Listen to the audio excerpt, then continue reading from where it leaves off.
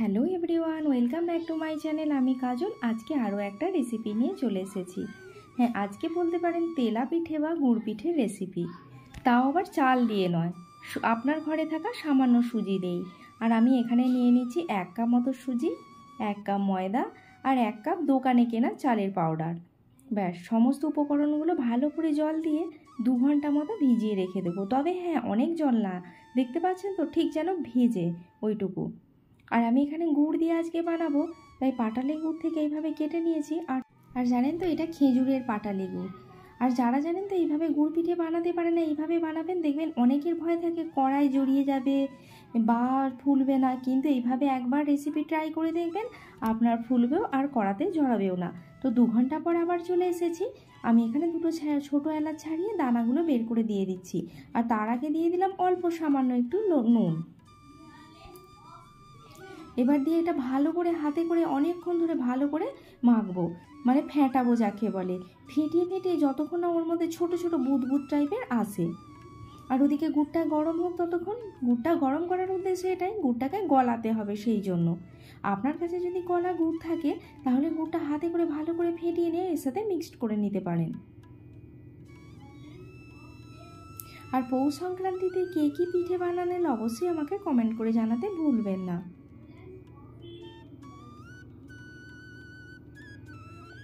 এটা প্রায় 15 মিনিট মতো হাতে করে এভাবে ফেটাতে হবে। আর জানেন তো, আমি যখন হাতে করে ফাটাচ্ছিলাম, তখন একটা কথা শুনলে আপনাদের ভীষণ হাসি পাবে। আমার শোনা বলছিল ওটা গ্রাইন্ডারের মধ্যে দিয়ে দাও, দিলেই তো হয়ে যায়। কিন্তু সেটা কি আর সম্ভব বলুন? না, সব কিছু কি আর গ্রাইন্ডারে দিয়ে সম্ভব?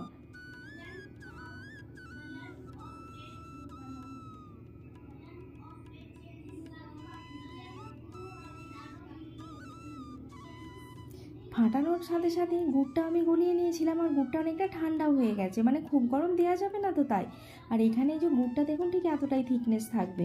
তারপরে এর সাথে গুড়টাও ভালো করে মিশিয়ে দিতে হবে, ঠিক এইভাবে। আবার গুড়টা দিয়েও বেশ কিছুক্ষণ ফাটিয়ে নিতে হবে, যাতে গুড়টা ঠিকঠাকভাবে ওই ব্যাটারের সাথে মিশে যায়।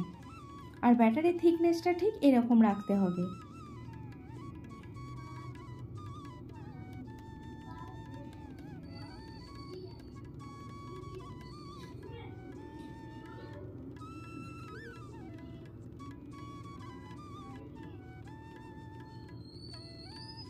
আর জানেন তো, আমি আগে ভাবতাম বানাতে পারবো না, মা খুব সুন্দর বানায়, শাশুড়ি মাও বানায়, কিন্তু আমার মনে হতো পারবো না। কিন্তু এখন পারি।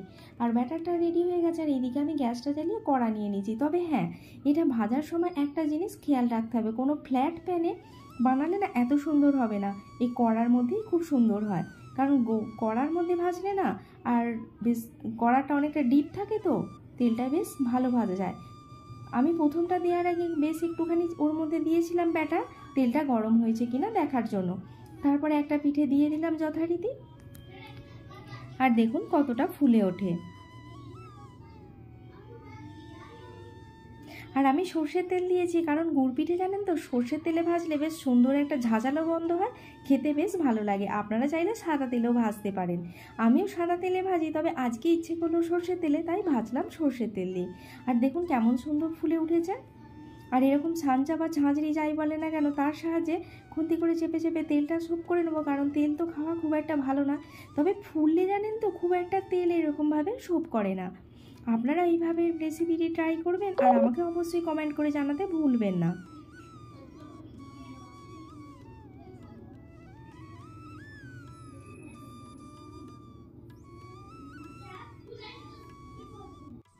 আর জানেন তো, একটা একটা পিঠে তেলে দেওয়ার সাথে সাথে এইভাবে যে ব্যাটারটা রয়েছে, ওটাও মাঝে মাঝে নাড়িয়ে নিতে হবে। কারণ যদি একভাবে থাকে না, তাহলে নিচে চলে যাবে, আর খুব একটা নিচে কি বসে যাবে ওটা, তো আর খুব একটা ফুলবে না।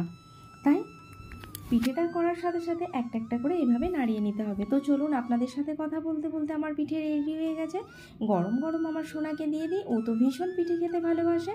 তো আপনারাও অবশ্যই বাড়িতে একবার ট্রাই করবেন পিঠেটি, আর কেমন হয়েছে আমাকে অবশ্যই জানাবেন। আজকের রেসিপিটি এই পর্যন্তই। দেখা হবে আগামীকাল অন্য একটা রেসিপি নিয়ে।